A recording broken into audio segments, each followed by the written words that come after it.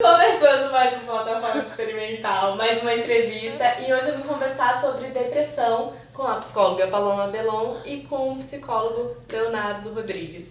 Eu queria saber qual que é a diferença entre uma tristeza e a depressão de fato, assim. A tristeza, né, ela pode ser entendida como algo ou uma situação pontual, então ela pode acontecer em dias ou horas, pode ser por algo mais específico. Tipo A um depressão, pode ser enfim, uma vivência de um luto, então, por exemplo, a pessoa ela perde um ente querido e ela pode lidar de diferentes formas com isso. Então, ela pode lidar de forma a ter uma tristeza mais profunda, né, uma tristeza onde ela vai ter aí talvez alguns dias, né, para poder elaborar aquele luto, ou até meses.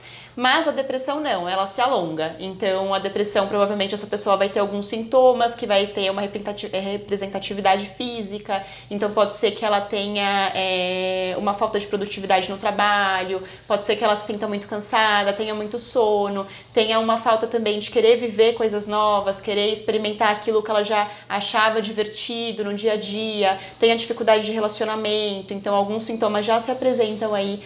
Quando a gente fala de uma depressão, a gente está falando de um processo patológico, né, onde a pessoa se vê aí num processo de perda de um significado, né, um significado de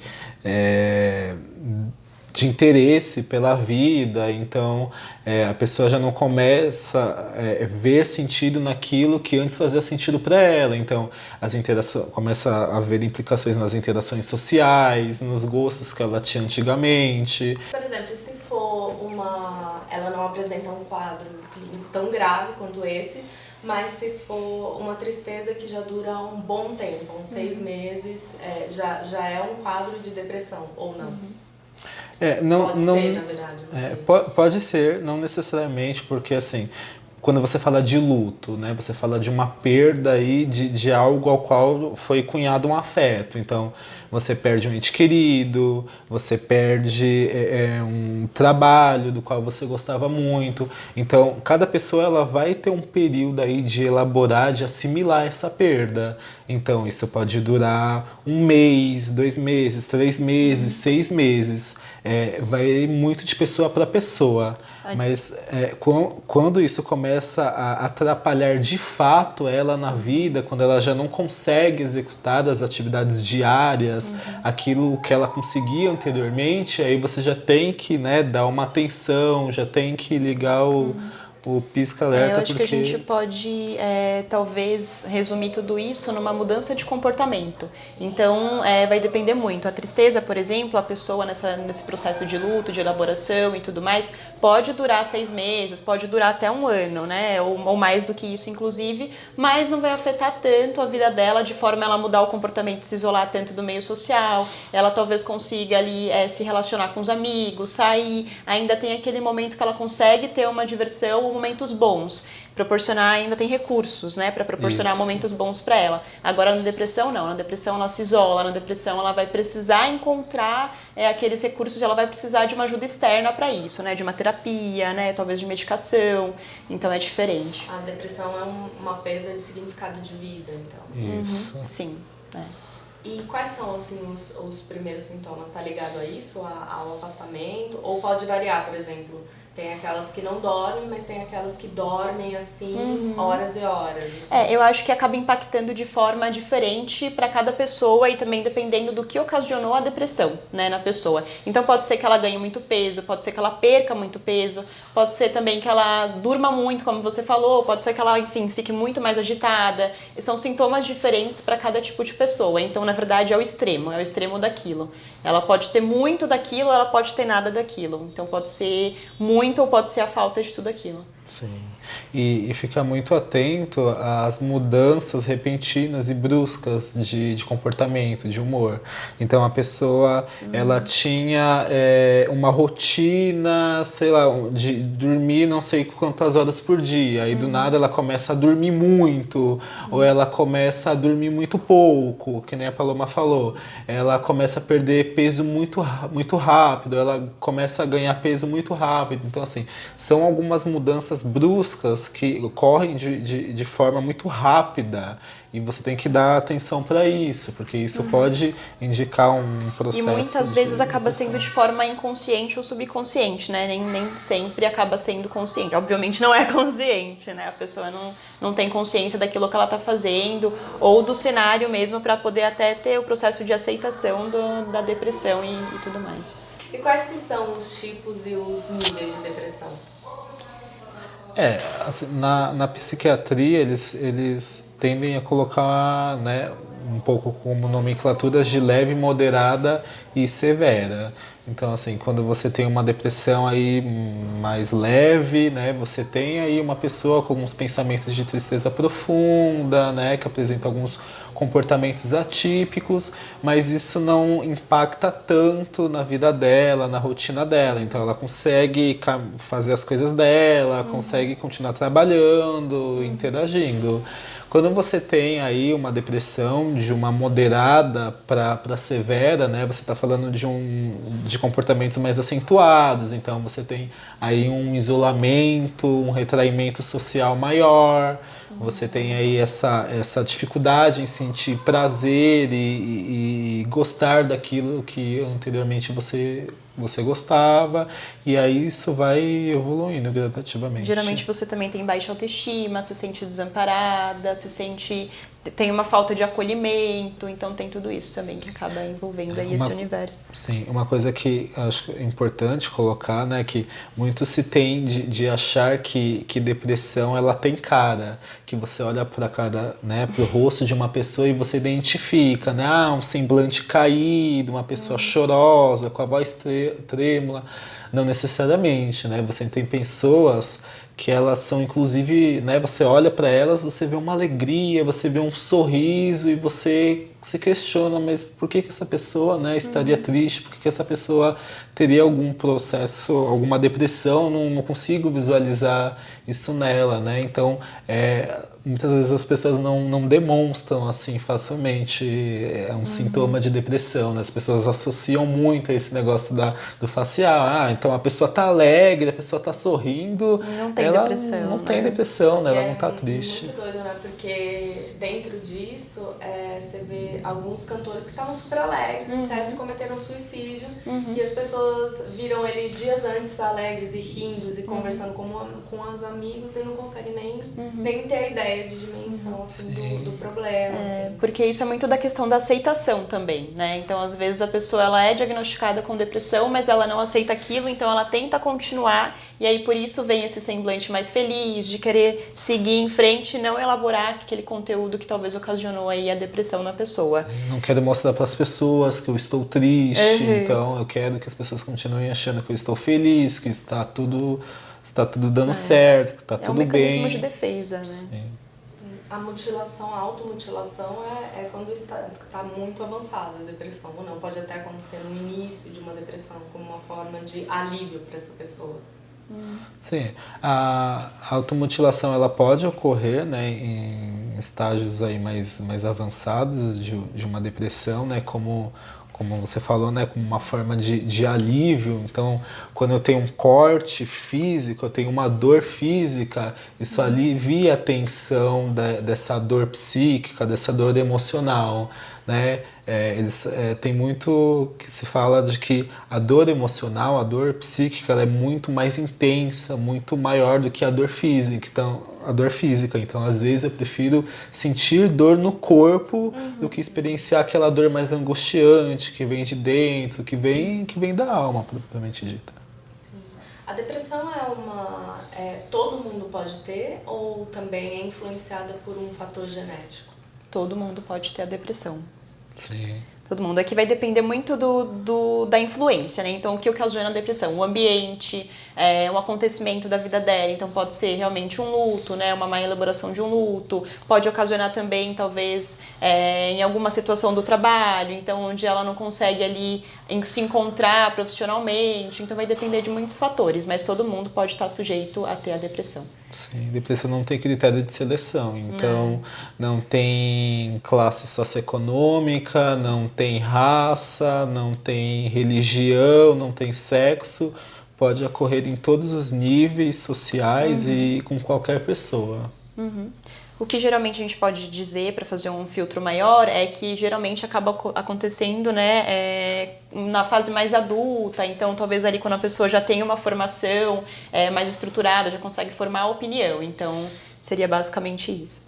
Sim, e como que o tipo, por exemplo, dessas falas, levanta e vai, isso é falta de Deus, podem influenciar uma pessoa que está com depressão, assim? Influencia de forma bem negativa, né? Inclusive no tratamento, inclusive ali no processo que ela tá de aceitar aquilo, de se reencontrar, de elaborar aqueles conteúdos. É muito comum, às vezes, você escutar esse discurso, né, de uma pessoa que está triste, de uma pessoa, muitas vezes, até que está com uma ideação suicida, né?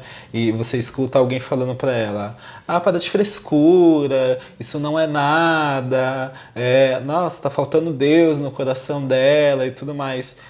Isso não, como a Paloma falou, isso não ajuda em nada, muito pelo contrário, isso acaba piorando muitas vezes a situação, né? Porque aumenta mais aquele sentimento de desamparo, a falta de acolhimento que a pessoa tem e pode levar até, inclusive... Sentimento de culpa, então a pessoa já sente todo aquele turbilhão de emoções.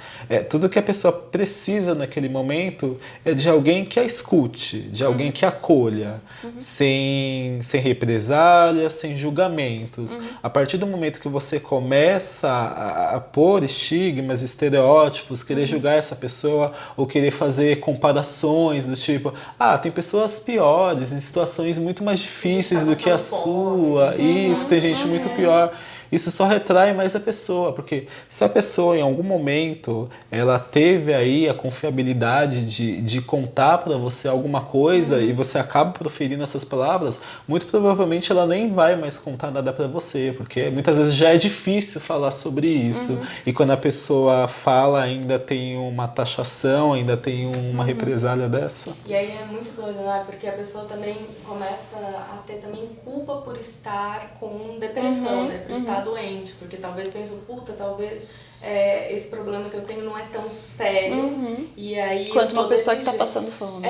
E eu tô desse jeito, sabe? O suicídio acontece num estágio avançado de depressão, ou ele pode ser algo por impulso, de um momento, assim, que a pessoa não pare para refletir. O suicídio, assim, um ato mesmo de tirar a própria vida por si só é um ato impulsivo. Mesmo naqueles casos em que há uma premeditação, que há um planejamento, né, é um ato impulsivo porque a pessoa naquele momento ela não consegue enxergar possibilidades, perspectivas para além do aqui e agora. Então eu estou sentindo uma dor, eu estou sentindo uma angústia e eu não consigo visualizar de que isso pode ser passageiro, de que lá na frente, né, isso pode passar, de que há outras possibilidades de poder lidar com aquilo que não por uma via tão agressiva, de forma tão drástica. Então, isso quando ocorre, infelizmente, de maneira muito precipitada, né?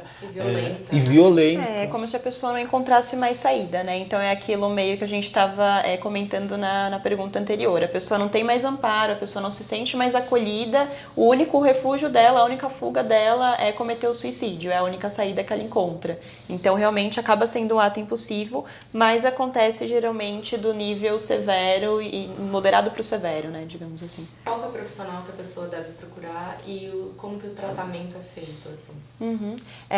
Psicólogo, né? Então, o tratamento geralmente é feito através de um diagnóstico. Então, a pessoa geralmente vai ao psicólogo ou ao psiquiatra e aí esse tratamento ocorre através de medicação pelo psiquiatra e da terapia através do psicólogo.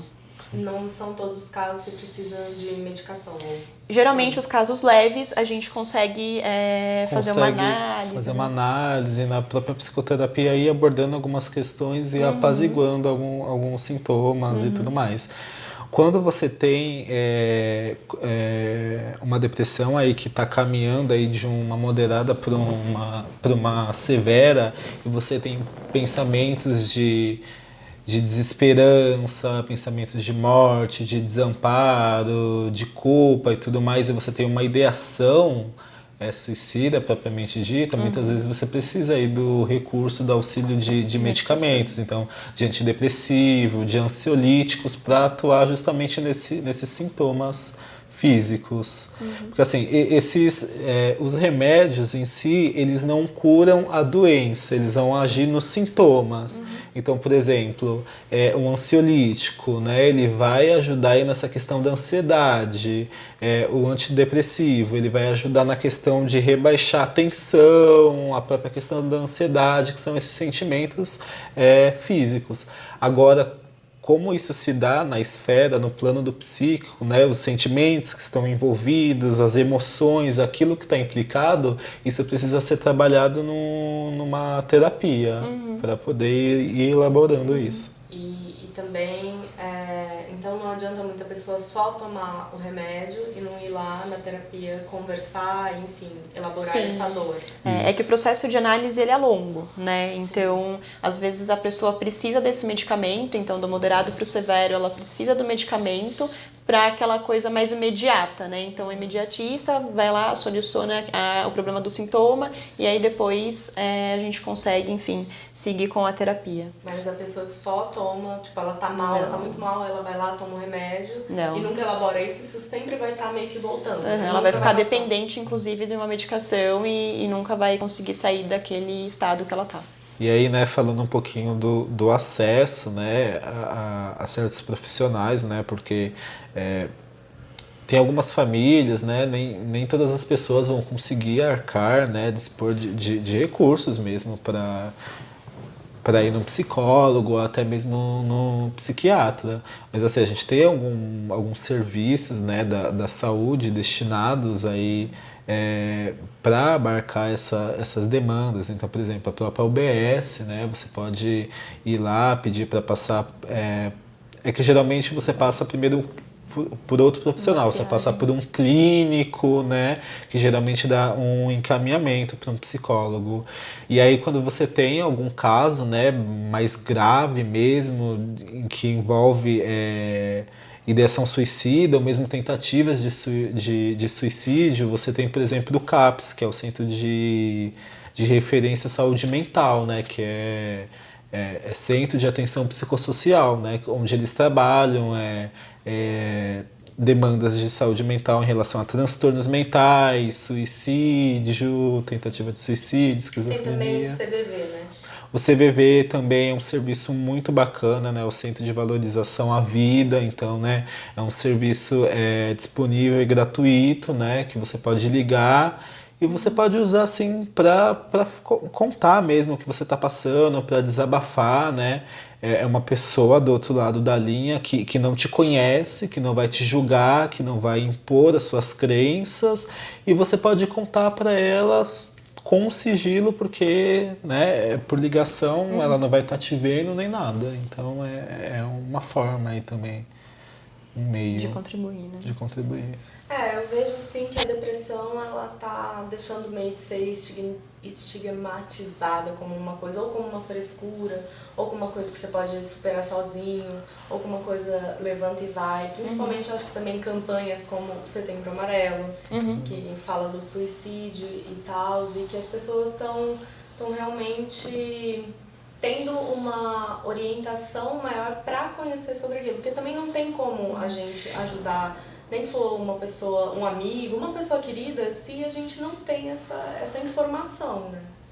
De que, enfim, é uma doença, realmente uma doença grave, uma doença que, se não for tratada, a pessoa pode chegar a se suicidar, né? Sim, uma das primeiras coisas, assim, quando se fala de prevenção, é justamente trabalhar esse estigma de que, né, a gente não está falando de uma frescura, a gente não está falando de algo que a pessoa está fazendo intencional, né, para chamar atenção, para ser o foco das atenções. A gente está falando de uma doença, de algo que precisa ser tratado, a gente está falando de um sofrimento real.